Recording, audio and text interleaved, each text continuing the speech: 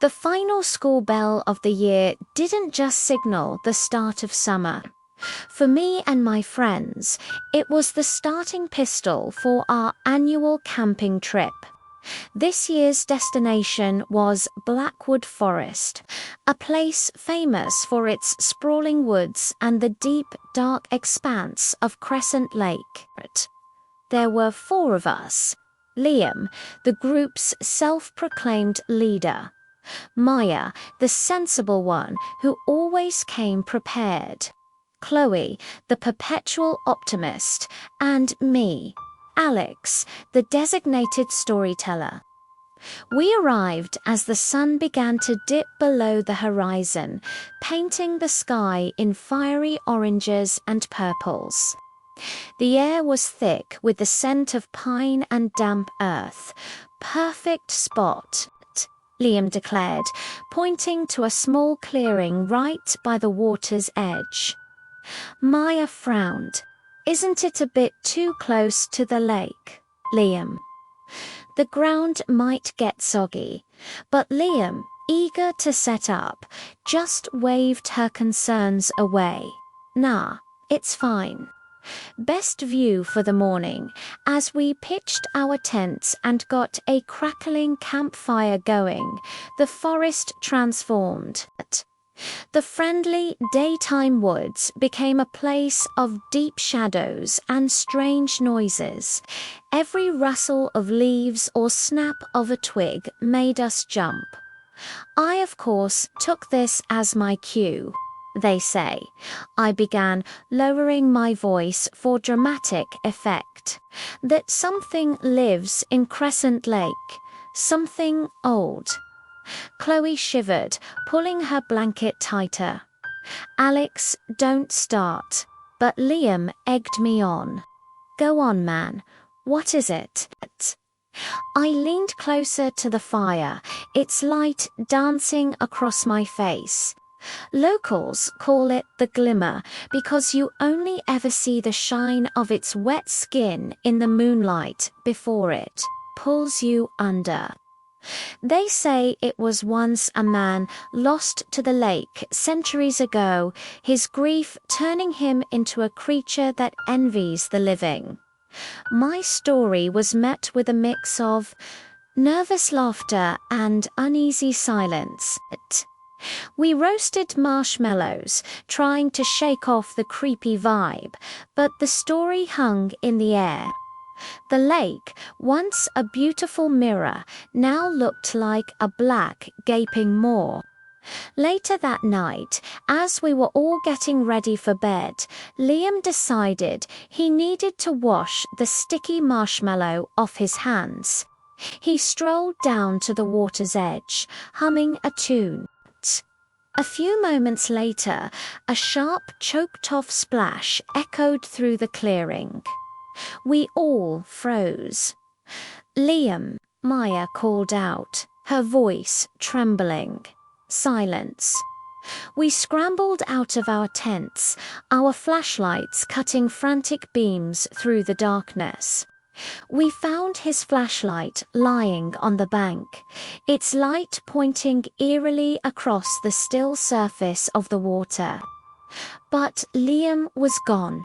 Panic set in. Chloe started to cry, her sobs muffled by her hands.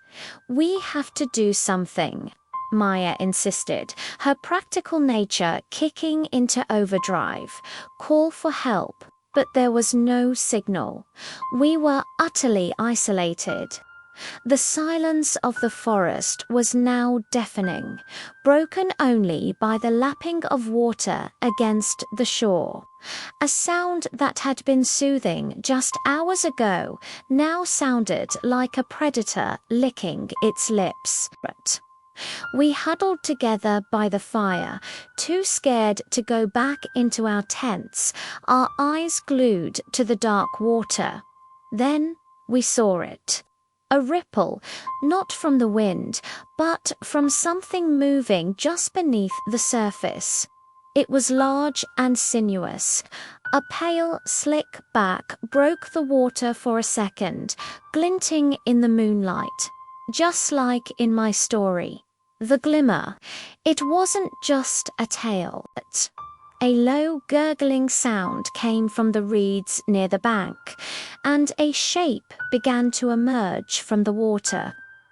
It was vaguely humanoid, but horribly wrong. Its limbs were too long, its skin a sickly, translucent white, and its eyes were milky, vacant orbs that seemed to stare right through us. It moved with an unnatural, fluid grace, dragging itself onto the land. Its fingers were like long, bony talons, and a piece of familiar blue fabrica scrap from Liam's jacket was caught on one of them. We didn't scream. We couldn't. The fear was a physical thing, a cold hand gripping our throats. We simply turned and ran. We crashed through the undergrowth, branches whipping at our faces. The sounds of that thing slithering through the woods behind us, getting closer. It was faster than it looked. Chloe stumbled and fell with a cry.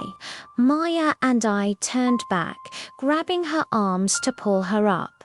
The creature was almost upon us.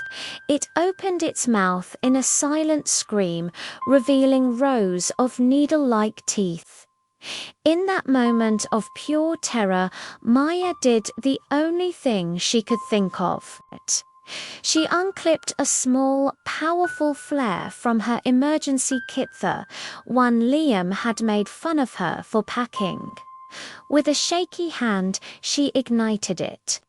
A blinding red light erupted, bathing the forest in an infernal glow.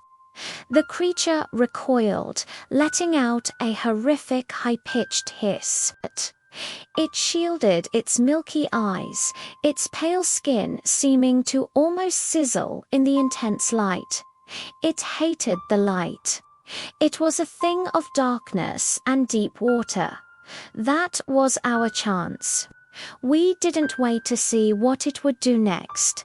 We just ran. We ran until our lungs burned and our legs felt like jelly. We didn't look back, not even when the hissing faded, replaced once again by the eerie silence of the forest.